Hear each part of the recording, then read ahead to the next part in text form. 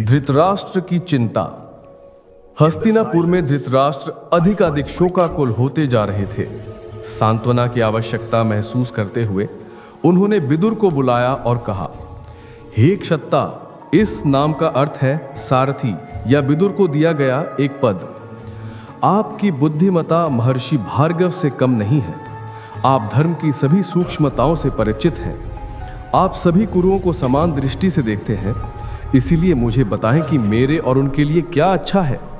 अब जब चीजें इस तरह हो गई हैं तो हमें क्या करना चाहिए?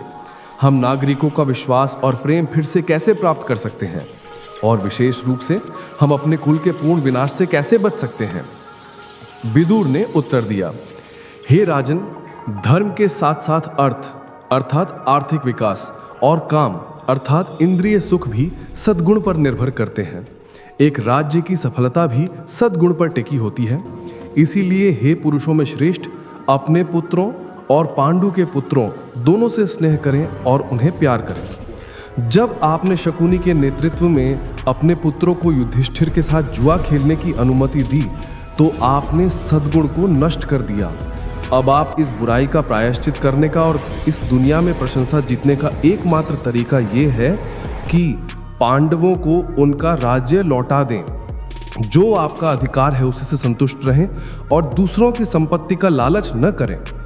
धृतराष्ट्र अपनी सीट पर बेचैनी से हिले। यह वह सलाह नहीं थी जो वह सुनना चाहते थे। वह इस बात में अधिक रुचि रखते थे कि कौरव अपनी वर्तमान स्थिति को कैसे सुरक्षित कर सकते हैं। भाग्य ने उन्हें संपूर्ण पृथ्वी का सार्वभौमिक प्रभुत्व प्रदान कर दिया था। अब उन्हें सफलतापूर्वक शासन करने के लिए अपने स्थिति को मजबूत करने की आवश्यकता थी। अपने सबसे शक्तिशाली शत्रुओं को राज्य सौंप देने से क्या लाभ? धृतराष्ट्र का क्रोध बढ़ने लगा। विदुर बोलते रहे, हे भरतवंशज, मैंने एक बार आपसे दुर्योधन का त्याग करने को कहा था। यदि आपने तब मेरी बात मान ली होती तो आप पछतावा नहीं कर रहे होते। आप अभी भी दुर्योधन का त्याग करके युधिष्ठिर को सम्राट के रूप में वापस ला सकते हैं। अपने पुत्रों को और उनके अनुयायियों को पांडवों की सेवा करने दें। दुशासन खुले दरबार में द्रौपदी से माफी मांगे और उसे भीम से भी क्षमा मांगनी चाहिए। यह हम सभी के लिए अच्छा होगा और यह राज्य को विनाश से भी बचाएगा। ऐसे समय में मैं आपको और क्या सलाह दे सकता हूं? धृतराष्ट्र का क्रोध भड़क उठा। ऐसा लगता था कि विदुर हमेशा पांडवों का पक्ष लेते थे और कभी उनका या उनके पुत्रों का पक्ष नहीं लेते थे। अपने रत्न जड़ित राजदंड पर हाथ रखते हुए उन्होंने कहा, ओ विदुर, तुम केवल पांडवों को खुश करने के लिए बोलते हो और मेरी खुशी की परवाह नहीं करते। मैं तुम्हारे शब्दों को स्वीकार नहीं करता। तुम मुझसे अपने ही मांस रक्त को दूसरे के लिए त्याग देने की उम्मीद कैसे कर सकते हो? हालांकि पांडव मेरे पुत्रों के समान ही हैं। दुर्योधन मेरे शरीर से उत्पन्न हुआ है। तुम मुझसे कह रहे हो कि मैं दूसरे का पक्ष लेने के लिए अपने ही शरीर को छोड़ दूं। हालांकि मैं तुम्हारा बहुत सम्मान करता हूं। आज मुझे तुम्हारे शब्द कुटिल अर्थात धोखे भरे लग रहे हैं, इसलिए मैं उन्हें अस्वीकार करता हूं। तुम अपनी इच्छानुसार यहां रह सकते हो या जा सकते हो। मुझे अब तुम्हारी सलाह की आवश्यकता नहीं है। एक चरित्रहीन पत्नी के साथ कितना भी अच्छा व्यवहार क्यों न किया जाए, वह हमेशा अपने पति का त्याग करती है। धृतराष्ट्र अचानक उठे और अपने निजी कक्षों में चले गए। विदुर ने दुख से सिर हिलाया और कहा, ये कुल बर्बाद हो चुका है। उन्होंने पांडवों का वन में अनुसरण करने का निर्णय लिया और अपने प्रस्थान की तैयारी की। अपने रथों को छोड़कर और केवल अपने अस्त्र शस्त्र लेकर पांडवों ने पश्चिम दिशा में यात्रा करना शुरू कर दिया। वन से वन भटकते हुए वे कुरुक्षेत्र से होकर गुजरे और यमुना, द्विषद्वती और सरस्वती नदियों को पार किया। अंततः सरस्वती के तट पर उन्होंने महान काम्यक वन देखा। कई तपस्वी वहां यज्ञ और तपस्या करते हुए नदी के किनारे पंक्तिबद्ध थे। पांडवों ने काम्यक में प्रवेश किया और रहने के लिए फूस की झोपड़ियां बनाई। ब्राह्मणों के साथ वे अपना समय यज्ञ और शास्त्रों के अध्ययन में लगाने लगे। एक शाम जब वे अग्नि के पास बैठकर ब्राह्मणों को वैदिक इतिहास सुनाते हुए सुन रहे थे तो भाइयों ने एक रथ के आने की आवाज़ सुनी। उन्होंने ऊपर देखा और विदुर को उनकी तरफ आते हुए देखा। आश्चर्यचकित युधिष्ठिर ने भीम से कहा, विदुर यहाँ क्यों है? क्या वो हमें एक और जुए के खेल के लिए लेने लेड़ा गया है? क्या वो नीच शकुनी हमसे हमारे अस्त्र शस्त्र भी छीन लेना चाहता है? पांडव अग्नि के पास से उठे और विदुर का पूरे सम्मान के साथ अभिवादन किया। उन्होंने उन्हें अपने बीच में बिठाया और उनका हालचाल पूछने के बाद युधिष्ठिर ने विदुर को जलपान और आराम करने के लिए जगह दी। अगले दिन विदुर ने भाइयों को बताया कि हस्तिनापुर में क्या हुआ था। हे अजात शत्रु, यानी जिसका कोई शत्रु पैदा ना हुआ हो, युधिष्ठिर का नाम है, मैंने राजा को बताया कि उनके लिए क्या फायदेमंद है, लेकिन उन्होंने सुनने की परवाह नहीं की। जैसे एक कुलीन व्यक्ति की चरित्रहीन पत्नी को कभी भी सद्गुण के मार्ग पर वापस नहीं लाया जा सकता, वैसे ही राजा सही रास्ते पर नहीं चलेंगे, उन्हें कभी भी सौभाग्य प्राप्त नहीं होगा। जैसे कमल के पत्ते पर गिरने वाला पानी फिसल जाता है, वैसे ही मेरी सलाह का उन पर कोई असर नहीं हुआ। उन्होंने मुझे कठोर शब्दों के साथ भेज दिया। पांडवों ने विदुर को सांत्वना दी और उन्होंने कहा, मैं अब आपको बताऊंगा कि मेरे विचार से आपकी अंतिम सफलता के लिए क्या अनुकूल होगा। आपको धैर्यपूर्वक समय बिताना चाहिए और अपनी शक्ति बढ़ाने के तरीके खोजने चाहिए। तपस्या करें और देवताओं की पूजा करें, इससे आपको शक्ति प्राप्त करने में मदद मिलेगी। हमेशा सच बोलें और अपने आश्रितों और अनुयायियों के प्रति दयालु रहें। उनके साथ अपना भोजन साझा करें और उनकी उपस्थिति में कभी भी डींग ना मारें। ये आचरण राजाओं की समृद्धि को बढ़ाता है। युधिष्ठिर ने विदुर को उनकी सलाह के लिए धन्यवाद दिया, जिसका उन्होंने पालन करने की बात कही। तभी एक और रथ के आने की आवाज़ सुनाई दी। इस बार संजय उनकी तरफ आ रहे थे। धृतराष्ट्र के सारथी ने युधिष्ठिर के सामने झुककर प्रणाम किया। उनका स्वागत दयालु शब्दों से किया गया। जब वे आराम से बैठ गए तो उन्होंने युधिष्ठिर को समझाया कि वे क्यों आए थे। विदुर को क्रूर शब्दों के साथ भेजने के बाद राजा पश्चाताप और दुख से झल रहे हैं। आज सुबह वे सभा भवन में प्रवेश किया और फर्श पर बेहोश होकर गिर पड़े। जब उन्हें होश आया तो उन्होंने एकत्रित राजाओं से कहा, मेरा भाई विदुर न्याय के देवता यमराज के समान है। उन्हें याद करके मेरा हृदय एंग्विश और दुख से जलता है। संजय ने आगे कहा, राजा ने मुझे विदुर को वापस हस्तिनापुर लाने के लिए कहा। उन्होंने कहा, ओ संजय, जल्दी जाओ और देखो कि मेरा भाई, जिसे मैंने क्रोध में कठोर शब्दों के साथ भेज दिया था, जीवित है या नहीं। उसने कभी मेरे साथ जरा सी भी गलती नहीं की, बल्कि उसने मेरे हाथों कष्ट सहा है। उसे जल्दी यहां लाओ, इससे पहले कि मैं अपने प्राण त्याग दूं। विदुर की ओर मुड़े। हे कुरुवंशज, कृपया शहर लौटाएं और राजा को पुनर्जीवित करें। यह उनका आदेश है। भले जी धृतराष्ट्र उनकी अच्छी सलाह पर ध्यान देने में असमर्थ लग रहे थे, विदुर ने लौटने का फैसला किया। वे अपने बड़े भाई से प्यार करते थे। वे जानते थे कि धृतराष्ट्र अपने मूर्खतापूर्ण व्यवहार के बावजूद बुद्धिमान थे। विदुर को लगा कि अगर वे राजा के पास रहे और उन्हें सलाह दे पाए तो कम से कम एक मौका होगा कि वे होश में आ जाएंगे। युधिष्ठिर की अनुमति लेने के बाद विदुर हस्तिनापुर लौट आए और धृतराष्ट्र से मिलने गए, जो उन्हें देखकर बहुत खुश हुए। राजा ने कहा, हे गुणी और निष्पाप, सौभाग्य से मुझे तुम वापस मिल गए हो। मैं पिछली रात सो नहीं सका, ये सोचकर कि मैं बर्बाद हो गया हूं। विदुर ने जवाब दिया कि उन्होंने धृतराष्ट्र के अपमान को माफ कर दिया है। आप मेरे गुरु हैं और मेरे सर्वोच्च सम्मान के योग्य हैं। जब संजय ने मुझे आपकी इच्छा बताई तो मैं तुरंत यहां आ गया। हे राजन, किसी भी गुणी व्यक्ति का संकटग्रस्त लोगों की मदद करने की ओर झुकाव होना स्वाभाविक ही है। आपके पुत्र और पांडु के पुत्र दोनों ही मुझे समान रूप से प्रिय हैं, लेकिन चूंकि पांडव अब संकट में हैं, इसलिए मुझे उनके लिए अधिक दया महसूस होती है। क्षमा याचना भरे शब्दों के साथ दोनों भाई कुछ देर तक आपस में बात करते रहे, फिर से मिलकर खुश थे। हालांकि दुर्योधन विदुर को लौटते देखकर खुश नहीं था। उसने शकुनी, कर्ण और दुशासन से मुलाकात की और कहा, विदुर लौट आया है। वे हमेशा पांडवों की ओर झुका रहता है। वे राजा को पांडवों को वापस लाने के लिए मनाने की कोशिश करेगा। हमें विचार करना चाहिए कि क्या किया जाना चाहिए। अगर मैंने पांडवों को फिर से फलता फूलता देखा तो मैं अपना जीवन बनाए रखने में असमर्थ हो जाऊंगा। शकुनी हंसा। ओ राजन, तुम कैसी मूर्खतापूर्ण बातें कर रहे हो? पांडव पहले से ही जंगल के लिए निकल चुके हैं। वे अगले 13 वर्षों तक वहां रहेंगे। उन्होंने दाव स्वीकार कर लिया है और वे कभी भी सत्य से विचलित नहीं होंगे। जब तक उनके पिता उनसे वापस आने के लिए नहीं कहते, वे सहमत नहीं होंगे। ऐसे भी हमें घबराने की जरूरत नहीं है। हमें बस ये दिखाने की जरूरत है कि हम तुम्हारे पिता से सहमत हैं और उन्हें फिर से हराने के अवसर की प्रतीक्षा करें। दुशासन ने शकुनी के शब्दों की प्रशंसा की। चाचा, मुझे आपकी सलाह पसंद है। कर्ण ने दुर्योधन की ओर देखा, जो अभी भी असहज था। ओ राजन, हम सभी यहाँ तुम्हारे मित्र और शुभचिंतक हैं। हम हमेशा पांडवों के खिलाफ तुम्हारा समर्थन करेंगे। तुम्हें डरने की कोई बात नहीं है। लेकिन मैं शकुनी से सहमत हूँ। भाई अपना वचन नहीं तोड़ेंगे। अगर वे किसी तरह वापस आते हैं तो हम उन्हें फिर से हराने का कोई तरीका खोज लेंगे। दुर्योधन अपने सलाहकारों से दूर हो गया। वह खड़ा हो गया और सुंदर महल के बगीचों को जालीदार खिड़की से बाहर देखा। उसने जोर से सांस ली और अपने दांत पीसे। जब तक वे पांडव जीवित थे तब तक वह कैसे खुश रह सकता था। कर्ण ने कहा, मैं जानता हूं तुम क्या सोच रहे हो हे मनुष्यों के शासक, मेरी भावनाएं भी वैसी ही हैं। हमें पांडवों को एक बार और हमेशा के लिए जड़ से उखाड़ फेंकना चाहिए। उस जुए के खेल ने इस मुद्दे को हल नहीं किया, क्योंकि पांडव अभी भी जीवित हैं। अर्जुन के बारे में सोचते हुए कर्ण का सुंदर चेहरा क्रोध से विकृत हो गया, जो उसका साहसी प्रतिद्वंदी था। वह युद्ध में उससे मुकाबला करने के लिए तरस रहा था। 13 वर्ष इंतजार करने के लिए एक बड़ा समय था। आगे पीछे टहलते हुए कर्ण भावुक होकर बोलता रहा, यह मेरी ऑनेस्ट राय है हे राजन, अब हमें अपना कवच पहनना चाहिए और अपने हथियार लेने चाहिए, अपने रथों पर चढ़ना चाहिए और बलपूर्वक जंगल जाना चाहिए। हम पांडवों को खोज लेंगे और उन्हें मार देंगे। ये एक अच्छा समय है जब वे दुखी होकर कमज़ोर हो गए हैं। उनके पास कोई शक्ति नहीं है और कोई प्रभाव नहीं है। हम उन्हें आसानी से हरा पाएंगे। कर्ण के मजबूत शब्दों से हर कोई उत्तेजित हो गया। उनका यही समाधान था।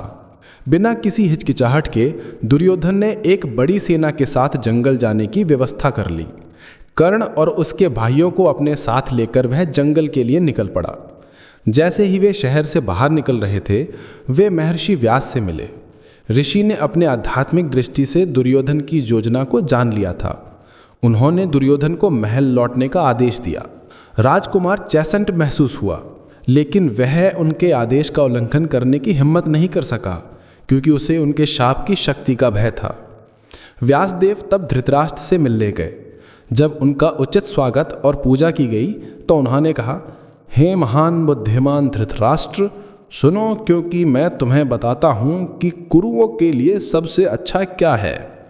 मैं इस बात से बिल्कुल भी खुश नहीं हूँ कि पांडवों को बेईमानी तरीकों से जंगल भेजा गया है।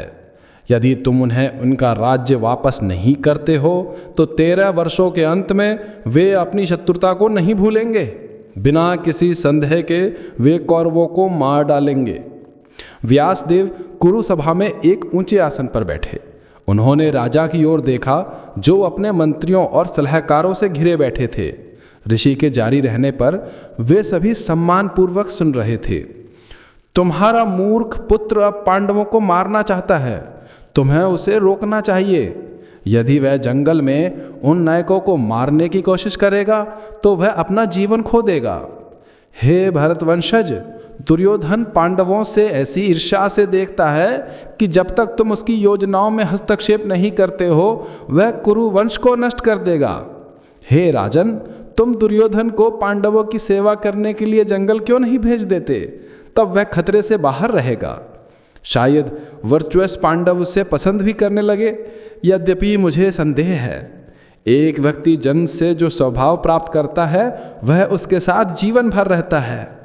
ऐसा लगता है कि दुर्योधन कभी भी पांडवों या किसी और के सामने खुद को विनम्र नहीं कर पाएगा। ऋषि ने सभा के चारों ओर देखा। भीष्म, द्रोण और विदुर क्या सोचते हैं? हे राजन, आपका क्या विचार है?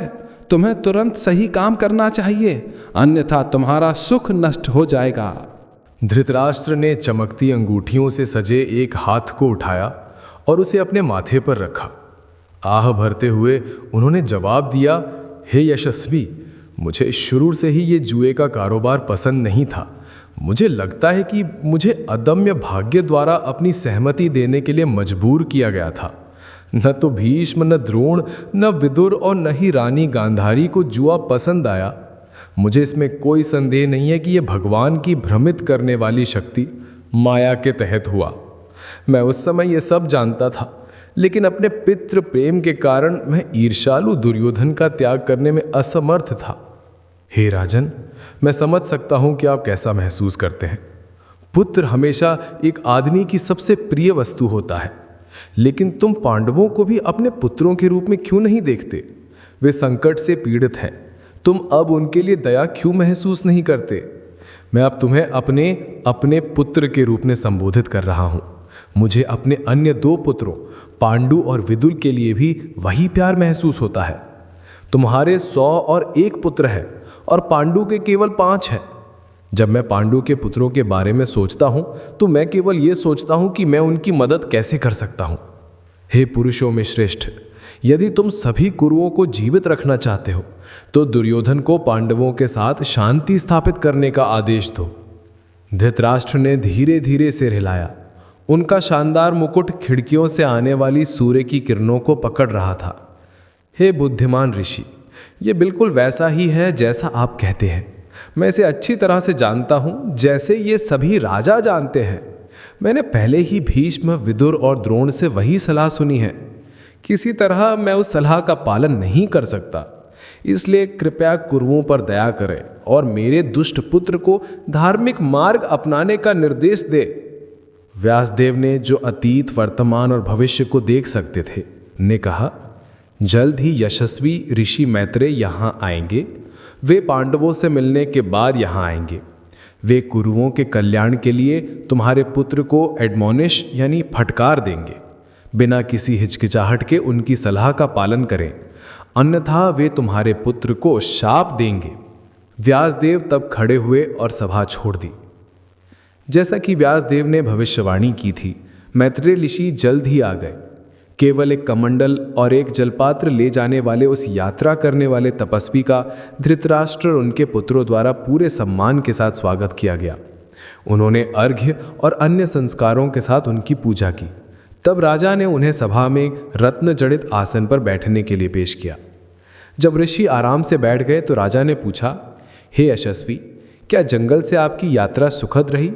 क्या नायक 5 पांडव भाई वहाँ खुशी से रह रहे हैं? क्या वे पूरे 13 वर्ष वहीं बिताएंगे?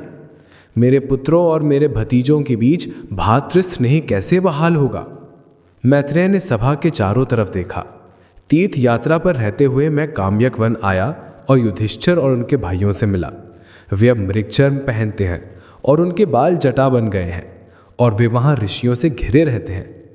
मैंने उनसे दुर्योधन द्वारा की गई गंभीर गलतियों और भयानक खतरे के बारे में सुना जो आप अब सामना कर रहे हैं। इसलिए मैं यहाँ कुछ सलाह देने आया हूँ। मेरा आपके लिए स्नेह महान है और मैं हमेशा आपका भला चाहता हूँ। युधिष्ठिर ने पूछा कि ये कैसे संभव था कि राजा दुर्योधन के बुरे कृत्यों को नजरअंदाज कर रहे थे। धृतराष्ट्र और भीष्म दोनों ने उसे पांडवों के साथ ऐसी शत्रुता पैदा करने की अनुमति कैसे दी? आप यहाँ के सम्राट हैं, ऋषि ने सोलैबिलिटी से कहा। आप इस प्रकार गलत काम करने वालों को दंडित करने में सक्षम हैं। अपने ही सभा भवन में दुष्ट कृत्यों को अंजाम देने की अनुमति देने के कारण, हे राजन, संतों ने आपकी निंदा की है। क्या आप परिणामों से नहीं डरते? मैत्रेय दुर्योधन की ओर मुड़े, जिसने उनके शब्दों पर स्काउल्ड यानी भौं चढ़ाई। ऋषि ने धीरे से कहा, हे महाबली योद्धा, मैं केवल तुम्हारे भले के लिए, साथ ही कुरुओं, पांडवों और वास्तव में पूरी दुनिया के लिए बोले गए शब्द बोलता हूं। पांडवों के साथ झगड़ा मत करो। वे सभी हजारों शक्तिशाली हाथियों जितने शक्तिशाली हैं। वे वर्चुअस हैं और महान पराक्रम से संपन्न हैं। भीम ने अपने नंगे हाथों से 3 शक्तिशाली राक्षसों, जो स्वर्गवासियों के दुश्मन थे, जो इच्छा से कोई भी रूप धारण करने में सक्षम थे, इन तीनों यानी कि हिडिंबा, बका और किरमीरा को इतनी आसानी से मार डाला जैसे एक बाघ छोटे हिरणों को मारता है। क्या तुम्हें याद नहीं है कि उसी भीम ने जरासंध को एकल युद्ध में मार डाला था? कौन इतना मूर्ख होगा जो ऐसे नायकों के साथ शत्रुता पैदा करे, जिनके सहयोगी के रूप में कृष्ण, द्रुपद और द्रुपद के पुत्र हैं? मेरी सलाह मानो प्यारे बच्चे, और उनके साथ शांति स्थापित करो। अपने ऊपर यह खतरा मत लाओ। दुर्योधन ने दूर देखा और कोई जवाब नहीं दिया। उसने अपनी जांघ को एक्सपोज किया और उसे जोर से थपथपाया, फिर सिर झुका लिया। फिर ऊब गए व्यक्ति की तरह अपना पैर फैलाकर उसने अपने पैर से जमीन को खरोचा। जब मैत्रेय ने दुर्योधन की धृष्टता देखी तो उनकी आंखें क्रोध से लाल हो गईं। उन्होंने पवित्र जल को छुआ और अपने कंधे से लटके हुए पवित्र धागे को पकड़ते हुए गरजती हुई आवाज में कहा, हे अभिमानी, चूंकि तुम मेरे शब्दों का अपमान करते हो और मेरी सलाह पर ध्यान नहीं देते, तुम जल्द ही परिणाम काटोगे। उस महान युद्ध में जो तुम्हारे द्वारा किए गए रॉन्ग्स यानी गलतियों से उत्पन्न होगा, भीम तुम्हारी जांघ को अपनी गदा से तोड़ देगा। धृतराष्ट्र तुरंत चिंतित हो गए। उन्होंने मैत्रेय को कोमल शब्दों से सांत्वना देने और संतुष्ट करने की कोशिश की। उनसे दुर्योधन के प्रति दयालु होने के लिए कहा। मैत्रेय ने कहा, अगर दुर्योधन पांडवों के साथ शांति स्थापित करता है तो शाप उठा लिया जाएगा, अन्यथा इसे उल्टा नहीं किया जाएगा। धृतराष्ट्र को थोड़ा रिलीव महसूस हुआ, क्योंकि वो मैत्रेय के शाप को कम करने में सक्षम हो गए थे। उन्होंने तब कहा, हे ऋषि, हमने सुना कि भीम ने हिडिंबा और बका को कैसे नष्ट किया, लेकिन किरनीरा को नहीं। ये राक्षस कौन था, इसकी ताकत क्या थी और इसे कैसे मारा गया? हम सबको जानना चाहते हैं। मैत्रेय ने जवाब दिया, मैं इस सभा से और बात नहीं करूंगा, क्योंकि दुर्योधन ने मेरे शब्दों को अस्वीकार कर दिया है। विदुर किरमीरा का इतिहास भली भांति जानते हैं। और इसी के साथ ऋषि उठे और शहर छोड़कर चले गया। जब अपमानित ऋषि चले गए तो धृतराष्ट्र ने विदुर से कहानी सुनाने के लिए कहा। विदुर ने जवाब दिया, हे राजन, मैंने ये कहानी युधिष्ठिर से सुनी थी जब मैंने जंगल में उनसे बात की थी। हस्तिनापुर छोड़ने के बाद पांडवों ने 3 दिन और रात यात्रा की और अंत में काम्यक वन पहुंचे। जब वे रात के भयानक घंटों के दौरान इस जंगल से गुजर रहे थे तो उनका सामना चमकती आंखों वाले एक भयानक राक्षस से हुआ। वो एक पेड़ जितना लंबा खड़ा था और एक चमकती हुई मशाल पकड़े हुए था। एक विशाल साल के पेड़ की शाखाओं की तरह फैली हुई भुजाओं और पैरों के साथ उसने पांडवों का रास्ता रोक दिया। उसके चौड़े खुले मुंह से 8 फैंग्स यानी दांत बाहर निकल रहे थे और उसकी आंखें तांबे के रंग की थी। उसके आग जैसे लाल बाल खड़े थे और वो बिजली से चार्ज किए गए और बगुलों के झुंड से सजे बादलों के एक समूह जैसा दिखता था। गरज की तरह दहाड़ते हुए उसने राक्षस भ्रम फैलाया और पांडवों की इंद्रियों को कंफाउंडेड यानी भ्रमित कर दिया। युधिष्ठिर ने राक्षस को फटकारा, ये कभी नहीं हो सकता। शक्तिशाली भीम ने तुरंत एक विशाल पेड़ को उखाड़ दिया और उसे उसकी शाखाओं से छीन लिया और पलक झपकते ही अर्जुन ने अपना धनुष टान लिया था और एक तीर के साथ तैयार खड़ा था। लेकिन भीम ने अपने भाई को रोक दिया और अकेले राक्षस का सामना करने के लिए आगे बढ़े। अपनी कमर की रस्सी को कसते हुए उसने क्रोधित चुनौती चिल्लाई, रुको और लड़ो। पेड़ से लैस होकर वो उसकी ओर दौड़ा। जैसे इंद्र अपना वज्र फेंकते हैं वैसे ही भीम ने पेड़ को राक्षस के सर पर जोर से पटका। पेड़ टुकड़ों में टूट गया जबकि राक्षस अडिग रहा। उसने अपनी चमकती हुई मशाल भीम पर फेंकी और वो बिजली की एक लकीर की तरह उसकी ओर उड़ी। भीम जल्दी से जमीन पर गिर गए और अपने बाएं पैर से मशाल को दूर कर दिया। भयानक रूप से दहाड़ते हुए राक्षस ने खुद ही एक बड़ा पेड़ उखाड़ दिया और यमराज की तरह अपनी मृत्यु देने वाली लाठी लिए भीम पर दौड़ा। दोनों लड़ाकों ने पेड़ पर पेड़ उखाड़े और उन्हें एक साथ फेंका और तोड़ा जब वो लड़े। ये लड़ाई वाली और सुग्रीव के बीच पुरानी लड़ाई के समान थी और जल्द ही जंगल का एक बड़ा क्षेत्र पेड़ों से मुक्त हो गया था। तब क्रोधी राक्षस ने भीम पर एक विशाल चट्टान उठाई और फेंकी, जिसने उस पत्थर को पकड़ा और उसे वापस उछाल दिया। किरमीरा फैले हुए हाथों से भीम पर दौड़ा जैसे राहु सूर्य को निगलने जाता है। वे आपस में गुथ गए जैसे मोर्टल कॉम्बैट में बंद 2 इनरेज्ड यानी गुस्से वाले बैल धरती पर लौट रहे थे। लड़ाई भयंकर और कठिन थी जो लगभग 1 घंटे तक चली। भीम अपनी ताकत पर गर्व करते हुए द्रौपदी को उन्हें देखते हुए कॉन्शियस यानी जागरूक थे। फिर उन्हें राजकुमारी के प्रति दुर्योधन के अपमान याद आए। राक्षस को कौरव की तरह देखते हुए भीम का क्रोध उमड़ पड़ा। उसने राक्षस को ऐसे पकड़ा जैसे एक पागल हाथी दूसरे को पकड़ता है। किरमिया ने भी भीम को पकड़ लिया, लेकिन भीम ने उसे उठाया और हिंसक रूप से नीचे फेंका। फिर उसने राक्षस को कमर से पकड़ लिया और उसे ऐसे हिलाने लगा जैसे हवा पेड़ों को हिलाती है। जैसे ही उसे हिलाया जा रहा था, राक्षस ऊपर पहुंचा और अपनी पूरी ताकत से भीम को गर्दन से पकड़ लिया। भीम ने उसे बार बार उठाया और नीचे पटका, भले ही राक्षस ने उसे स्टील के शिकंजे जैसे हाथों से पकड़ा हुआ था। धरती हिल उठी और किरमिरा के शरीर के जमीन से टकराने की आवाज से जंगल गूंज उठा। वो एक डिस्कॉर्डेंट तुरही की तरह भयानक रूप से दहाड़ा। भीम ने उसे उठाया और जबरदस्त शक्ति के साथ उसे गोल घुमाया। यह देखकर कि राक्षस बेहोश हो गया है, भीम ने उसे जमीन पर फेंक दिया। उसने अपने घुटनों को उसकी छाती पर रखा और उसे गलांग घोंट दिया। जैसे ही राक्षस मर गया, भीम ने कहा, ओ पापी दुष्ट, तुम्हें अब बका और हिडिंबा के रिश्तेदारों के आंसू पोंछने की जरूरत नहीं है, क्योंकि तुम अब उनसे मिलने जा रहे हो। किरमिरा के शरीर को रास्ते पर छोड़कर कपड़ों और गहनों से रहित भीम अपने भाइयों से फिर से मिल गए। वे उसके चारों ओर इकट्ठा हुए और उसकी प्रशंसा की। द्रौपदी को फिर से अपनी पार्टी के केंद्र में रखते हुए वे जंगल में गहराई से प्रवेश कर गए। सभा यह सुनकर चकित थी। विदुर ने निष्कर्ष निकाला, ये वही है जो मैंने युधिष्ठिर से सुना। जब मैं जंगल से गुजर रहा था तो मैंने राक्षस का शरीर भीम के वार से टूटते हुए देखा। धृतराष्ट्र ने आह भरी और पहले से ज्यादा चिंतित हो गए। भीम ने उनके पुत्रों को मारने का वादा किया था। कौन या क्या उन्हें अपना वादा पूरा करने से रोक सकता था? राजा का दिल डर और एंग्विश से जल उठा।